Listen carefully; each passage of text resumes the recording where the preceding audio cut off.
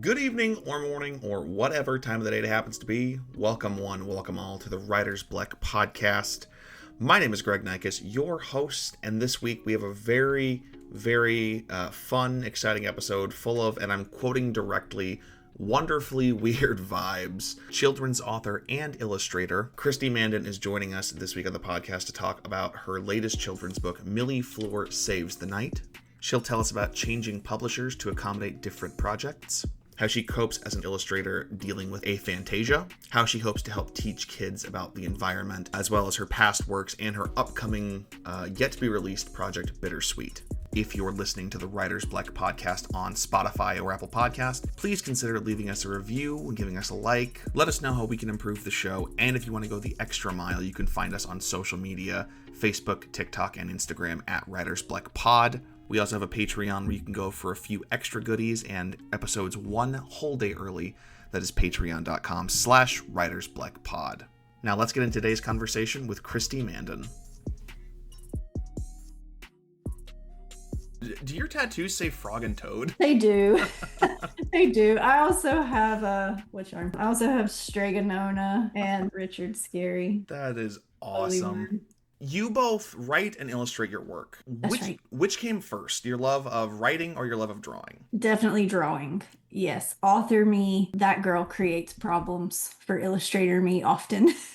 So yes, I am a illustrator author. So you draw first and then you work backwards from there? You know, I wish that it was that simple. I feel like an illustrator, like just in spirit, but in practice, it doesn't always work out that way. Sometimes I just have like a title and vibes. So I have no drawings and no story. With The Poison Garden, it was just a title and vibes. It was like, ooh, there's something there. As an illustrator, were there any like designs or illustrations you've had to change or alter or even like omit based on like feedback from a publisher? A lot, all the time. Every book, right down to right at the end when everything is finalized and I think, oh, we're done with this book. There are a lot of people who weigh in behind the scenes, even beyond the editorial and art direction team that I work directly with. So it's creatively a challenge because sometimes that feedback isn't necessarily because the art is good or bad. It's because marketing knows what is selling or what isn't, and something about what you created all of a sudden, because it takes about 2 years to make a book from concept to on the shelf. And in that time, market trends change. There's a lot that comes into play that alters your art, your work, the feedback that you get. So yeah, I have to change things all the time. So your first book, Lucky, is about the titular Pearl who goes on an underwater aquatic adventure to find a new home after hers is destroyed by pollution.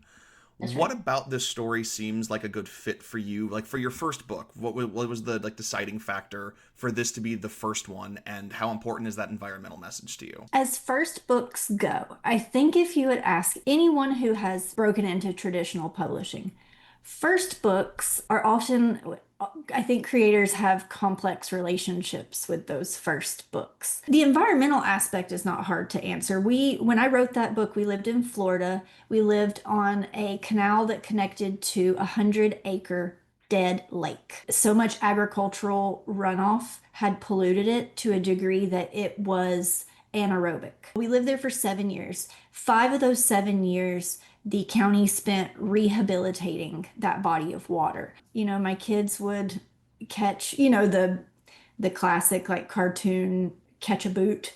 Like we caught all kinds of things when we would fish. And when we left there after 7 years, it was thriving with alligators longer than we had a small like fishing boat. They were like 18-foot alligators, for better or worse.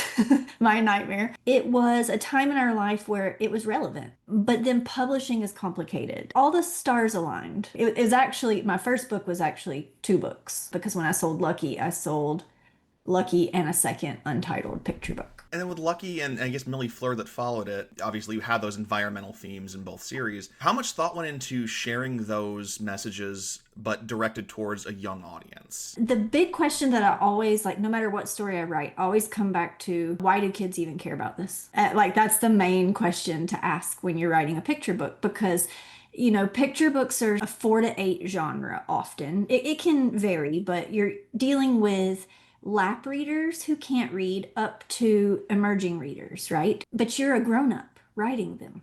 And then you're selling it to a publisher who's also a grown up, who is then going to hand it off to booksellers who are grown ups and librarians who are grown ups. And so picture books are meant for kids, but they are gatekept by all the grown ups. Anytime I kind of get into the weeds of these stories that I'm writing, I come back, make sure I try to come back to why do kids care about this? So Lucky is very different from Millie Fleur's Poison Garden. Lucky's set in the ocean. Millie Fleur is set in a garden with teeth and tentacles. I think both of them get kids interested in the world around them. But I think they connect in that environmental aspect because kids care about bugs, they care about dirt. Environmental issues kids really like get. I don't know what that is, like just from my experience growing up and having my nephews and my niece. It's one of the like big issues. They just get it. I don't know what it is Yeah. about just the relationship with nature, but I think it must be that it's their first playground experience, is their own backyard or their own balcony, or even if they don't have a yard, even in an apartment setting, like to get out of the house, the grown up is going to go to take them to the park mm. or, take them. And nature is our first playground. So yeah, I think it's very ingrained. And then as we get older, we have to remember, that we are a part of nature. But I think to kids, like they know that already. You mentioned Lucky was sold with a second untitled book. Has that book come out yet, or is that a project It that's still in the did. work? Okay. Yep. So Lucky came out in, I think, 2022. And then The Storyteller's Rule came out in 2023. With the storyteller's rule, then that story personally spoke to me a lot because I definitely had some neurodivergence issues as a child, still do, but I was definitely that kid who found like the escapism and creativity in like the contents of my crayon box when I was Yeah. young. How important were the stories in the storyteller's rule to you on a personal level, and how much did your own experience as a writer influence Birdie's own creative paralysis? So, like, write what you know, right? And how many times have you sat in front of a computer screen or a blank piece of paper and stared at it for 8 hours and then just had nothing at the end? So, yeah, it's very relevant to me as a grown up. But again, coming back to like, I could write that as a grown up author, but why do kids care? And it's because they struggle with that too. Like, one of the first things they experience in pre-K, well, for my own kids, for example, I'd drop them off at pre-K and they would go in and the teacher would have like a blank piece of paper on the table. And it was just their morning, like, as you're coming in, here's a blank piece of paper and some crayons. Even at 4 and 5 years old, you could see some kids get so frustrated because the kid beside them was already sketching out a whole world and they still hadn't even made a mark yet. I remember feeling that as a kid, like, man, I want to have cool ideas, but I don't even know where you get an idea. So I tell kids when I go around to like school author visits and speak to elementary schools, like they want to know like where do you get your ideas? That's always like a number one question. And I just tell them from goofing off, like, which is a very important writing research is goofing off and just seeing what you come upon. So yeah, that's where Birdie came to be. I'm a little curious about this. Your first few pieces were published by HarperCollins. That's Then in right. the Millie Fleur books, you moved to Scholastic, and then your upcoming project, Bittersweet, is with Simon and Schuster. As a writer, what influences those kinds of changes from a top-down level? Okay, so yeah, this is a great question because I think with publishing, there's a lot of rejection baked in. You have to get really comfortable with rejection, and it has nothing to do with your skill level or like your ability to get published, right? There's just a lot of rejection and a lot of reasons for those rejections. Sometimes it's because an editor already has a book on their list that's publishing that's similar. When I was at HarperCollins, I had a 2 book contract with them with an option clause, which meant they got first eyes on my next work beyond the two that I was contracted for, which were Lucky and The Storyteller's Rule. I pitched them a book and they didn't love it and they passed. And so that exercised my option. At that point, I was a free agent, contractless, which can be freeing and also terrifying. And, there's nothing on the horizon. And that's when I wrote Poison Garden when no one was looking. And I thought, surely no one is going to buy a picture book for the 4 to 8 crowd with the word poison in it. Like, this is going to get killed right out of the gate. And then it went to auction with several publishers, including HarperCollins. So sometimes it's just a matter of like that story didn't hit and the publisher, they haven't liked anything that I've sent them. It just wasn't a good fit on their list.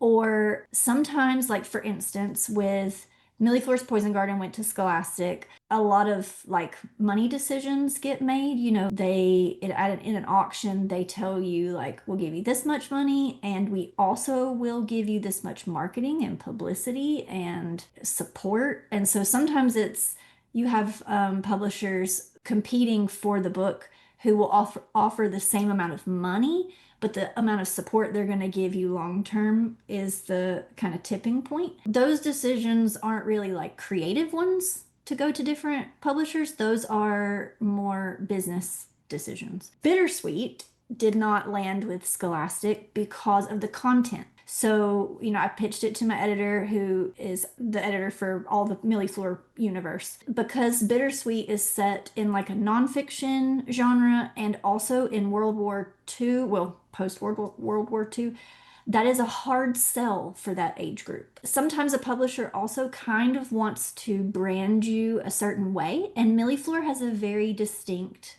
brand identity. And so Bittersweet would kind of throw that out of that brand identity. So it went to Simon and Schuster. There's no hard feelings on any of those, it's just kind of like the flow of business, so to speak. Yeah, sometimes, some certain things will fit better with one group or another, and it'll all work out the way it works out. Yeah. So when it comes to Millie Fleur, I guess, how did that character come to be? So like I told you, it was a title and vibes first, because I came upon an article when I was doing my very important writing research and goofing off when I was supposed to be writing a story, and instead I was just scrolling the internet. I came upon an article about a real life poison garden at a castle in England, and I just thought, what if a weird girl had a garden like this? I am a huge Charles Addams fan. Back when he was doing New Yorker cartoons and before the Addams Family became commercial in the way it is now. And so I thought it's got to be a Wednesday Addams style character. But I don't want her to be sharp around the edges. I want her to be a softer version of Wednesday. She's not a recluse.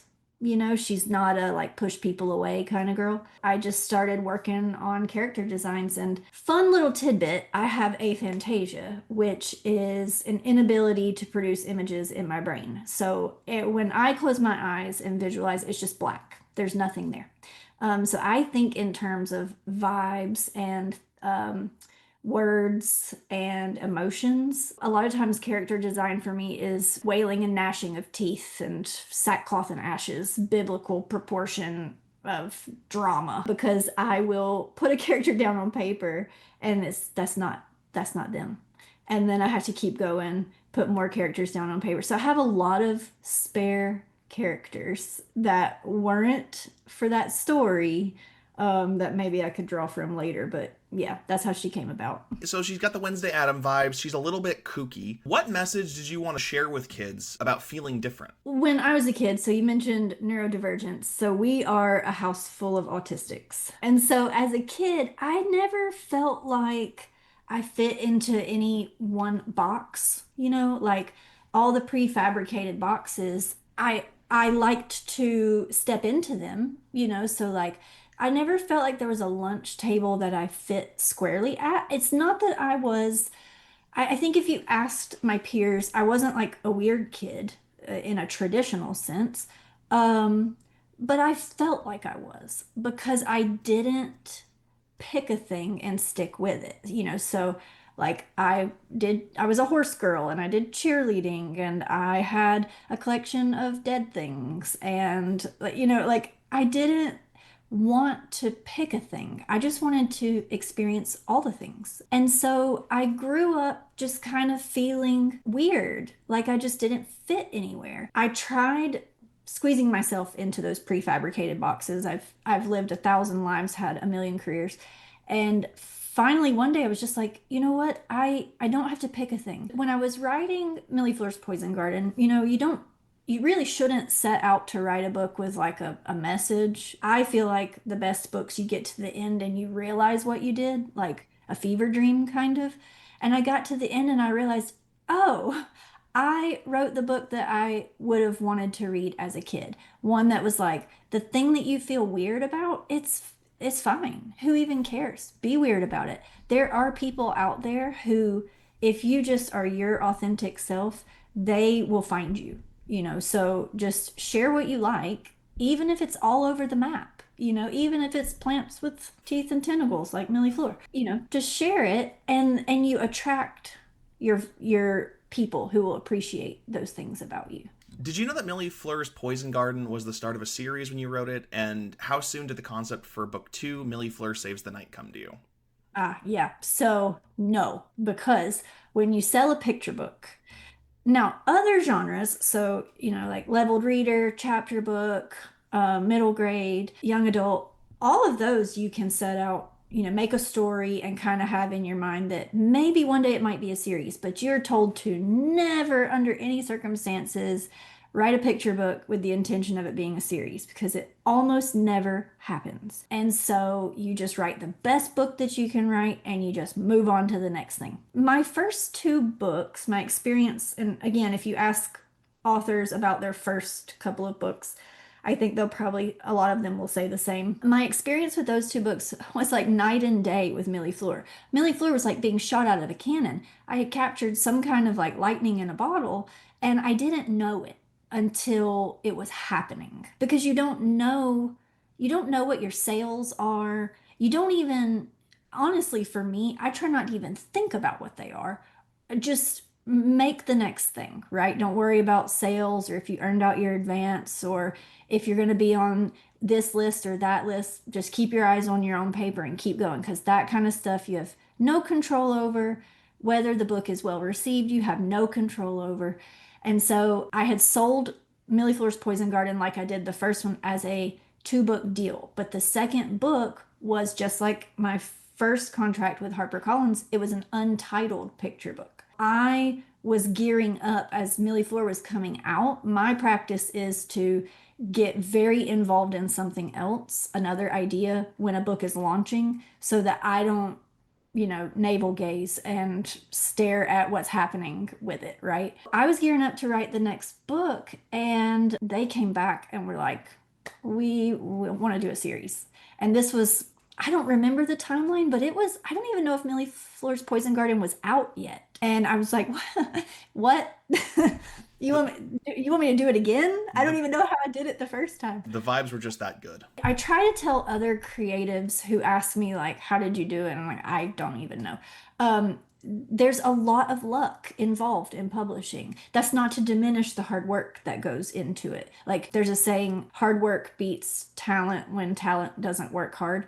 You still have to work hard. You have to be ready, like for the luck to hit you too. It just came out at a time when, readers needed it, I guess. The message just hit. And then it didn't hurt that the Wednesday TV show came out right before this published. So that helped a little bit. Wonderfully Weird vibes have momentum right now. Everybody's a little goth and a little like edgy, and we love the spooky, and I did not know it was going to end up like this. And now by 2029, there will be 7 Millie Fleur books. Yeah. Yeah. So the next one comes out, Millie Fleur Saves the Night came out this July. And then the next one, Millie Fleur's Pumpkin Problem, comes out next July, because Halloween books come out in July. So a lot of Millie Fleur in the future, a lot of wonderfully weird vibes, as you put it. So in this one, Millie Fleur Saves the Night, you touch on light pollution and helping nocturnal creatures. Was including that ecological message easy to incorporate, and how do you hope the kids respond to that message? With book one, I wrote that when no one was looking. And then with book two, with Millie Fleur, everybody was looking. Like, it felt like everybody was at my window, like, what are you doing in there? Actually, I sent the first manuscript off. It was a completely different story to my editor. We both agreed it wasn't bad. It just wasn't the second book in a series is like, I think pivotal, like it makes or breaks how people are going to respond to the rest if you have more coming down the line. And so there was way more pressure on this book. We both just agreed like that wasn't it. That manuscript that I sent, that wasn't it. We would tuck that away for maybe a later book. So I panicked and I did what I do anytime I'm on a deadline and I have zero ideas. I went out in my yard to goof around and poke around in the dirt. I came across a bug that it was a new to me bug. I thought, I don't know what that is. And I took a picture of it. And because I'm insufferably curious and easily distracted, when I got back to my desk after my little mental health walk that was supposed to clear my head to write this book, instead of getting back to writing, I fell down a rabbit hole of what this bug was. And I found out that during the day, it was just kind of a boring looking bug, but at night, he made these tiny little bioluminescent headlights. Where we live in Georgia, the property that we live on, we live way out in the country. We have fireflies, and I love them. When we lived in Florida, we didn't have them at all. For 7 years, I didn't see a single firefly. When we moved back to Georgia, that was the first thing I couldn't wait for come June. I was just ready for fireflies. They're just so magical. I think every kid like that lives somewhere that has a bug like that wants to catch it in a jar and look at it. Like it's fascinating.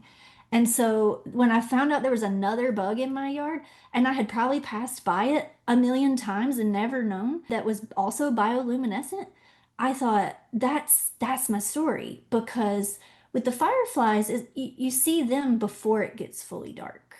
But to see this guy that I had just discovered, you would have to go out into the pitch black dark of night. And what kid, I mean, most are scared. That's a classic fear, right? Afraid of the dark. I'm still a little, like, we have coyotes. I'm still a little nervous to go out into the dark.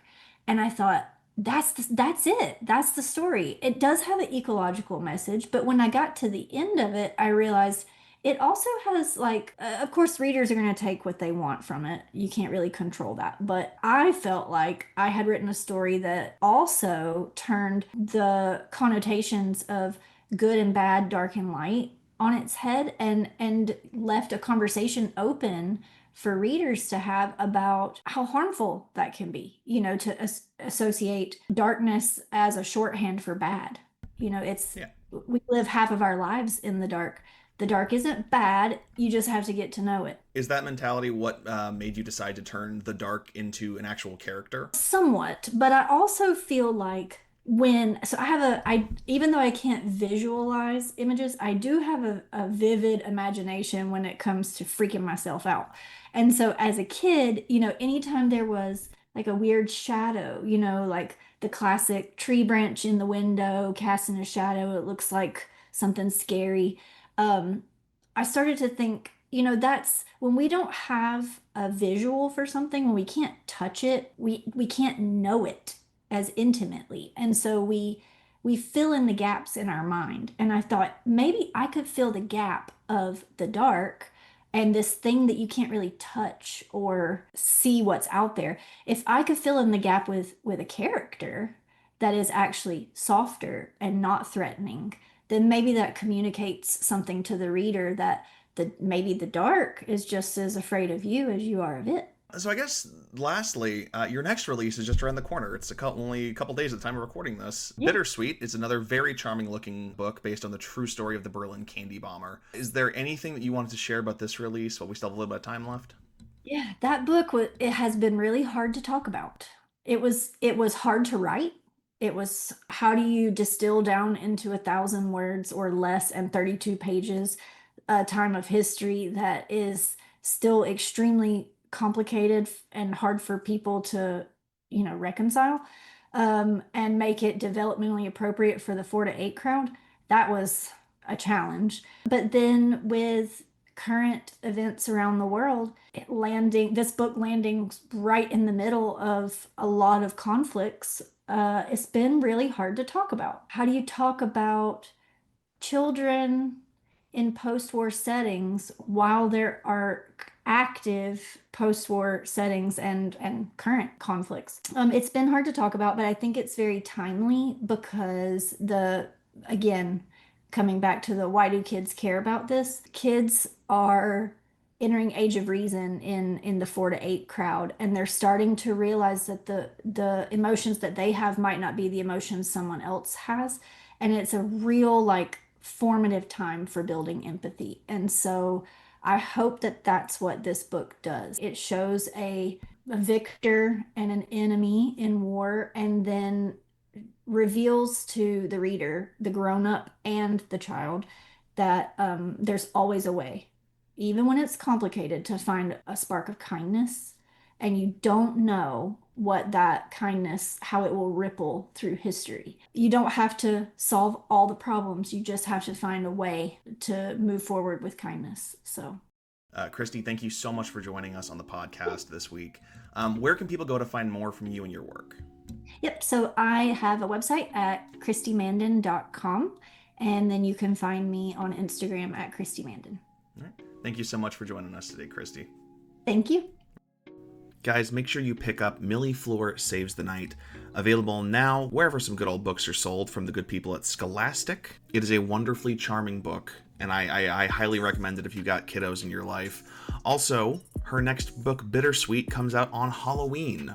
Bittersweet tells the real-world story of the German candy bomber from post-World War II on his mission to feed hungry kids. I recommend picking up both. I am a 30-year-old childless man, and I fully intend on picking up a copy of Bittersweet when it comes out. It just looks that enticing to me.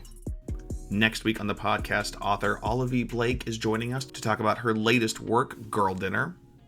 We will also talk about her acclaimed trilogy, The Atlas Six, and how her books turned her into a viral sensation. I initially came up with this concept just as a punchline. It was like, hey, what if I wrote a book about a cannibal sorority and called it Girl Dinner? And, people laughed at that. TJ Klune laughed at that. And everyone was like, write it. And then I made the same joke to my editor, and she was like, no, seriously, write it. If you're enjoying the podcast on Spotify or Apple Podcast, if you wouldn't mind leaving us a review down there in the comments below. I still don't know how Spotify works, full disclosure. I'm still trying to figure it all out. But leave us a review. Tell us what we can improve on, what you'd like to see from the show. Even if you just think we're doing great, just thumbs up all around. Please, by all means, tell us that. I would love to get compliments because I need that in my life. I need more compliments in my life. If you want to connect with us via social media, you can find the Writer's Black Podcast at Writer's Black Pod on Instagram, Facebook, and TikTok. And if you want to go the extra mile, we are on Patreon. That is patreon.com/Writer's Black Pod, where you can get a few little extra goodies here and there, as well as getting every episode one whole day early, all for absolutely free. If you want to see more from me, and I don't know why you would, you can find me on YouTube at Lego My Grego TV. Thank you guys so much for listening to this episode of the podcast. Until next time, I've been Greg, you've been awesome, and keep writing.